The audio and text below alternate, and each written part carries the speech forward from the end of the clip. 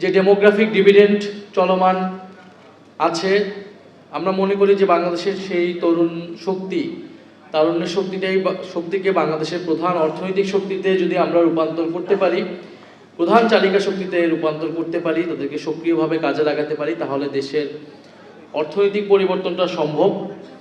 এবং সেই জায়গা থেকে কিন্তু আসলে গণ অভ্যুত্থান বলি আমরা, জুলাইয়ের যে আন্দোলন শুরু হয়েছিল মূলত কর্মসংস্থানের দাবি থেকে, বাংলাদেশে প্রতি বছর লাখ লাখ তরুণ কর্মবাজারে প্রবেশ করছে যাদের জন্য কর্মসংস্থান নাই।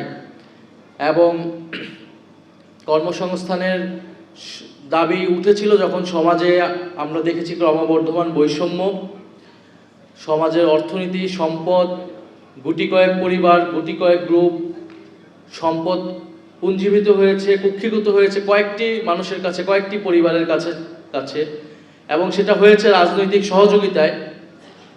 রাজনৈতিক স্বৈরতন্ত্র যেরকম হয়েছে সেটার সাথে সাথে অর্থনৈতিক ক্ষমতাও পুঞ্জীভূত হয়েছে, বৈষম্য তৈরি হয়েছে। ফলে বিগত 16 বছরে আমরা অনেক অর্থনীতির উন্নয়নের গল্প শুনলেও, আমরা অর্থনৈতিক প্রবৃদ্ধির গল্প শুনলেও সেই অর্থনৈতিক প্রবৃদ্ধির সুবিধাভোগী সমাজের বিস্তৃত মানুষ হয়নি, সমাজের সকল স্তরের মানুষ হয়নি। ফলে সেই যে আমাদের অর্থনৈতিক সমস্যাটা, যেটার মূল সমস্যাটা যেটা বৈষম্য বা অর্থনৈতিক ন্যায় বিচার সমাজে না থাকা, সামাজিক ন্যায় বিচার না থাকা, সেই একই সমস্যাটা এখনো রয়ে গিয়েছে। সেই জায়গা থেকেই গণ অভ্যুত্থানের পরে আমাদের দাবি উঠেছিল যে রাষ্ট্র সংস্কার, যে আমরা এই রাষ্ট্র কাঠামোর সংস্কারটা করতে হবে, রাজনৈতিক সংস্কার, অর্থনৈতিক সংস্কার এবং আমাদের পররাষ্ট্রনীতি, আমাদের সাংস্কৃতিক পুরো আমরা আমাদের জাতীয় চরিত্রটাকে নির্মাণ করব এই গণ অভ্যুত্থানকে কেন্দ্র করে। ফলে সেই জায়গা থেকে কিন্তু জুলাই সনদ বাস্তবায়ন হয়েছিল।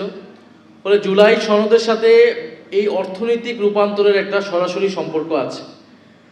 এবং যে আলোচনাটা আমরা গত সংসদের প্রথম অধিবেশন, দ্বিতীয় অধিবেশন, 2টা অধিবেশন ধরেই করতেছি, আপনি যদি রাজনৈতিক সংস্কার নিশ্চিত করতে না পারেন, আপনি তাহলে যদি প্রতিষ্ঠানগুলোকে নতুন করে গড়তে না পারেন, আপনি অর্থনৈতিক কাঠামোর পরিবর্তন করতে পারবেন না।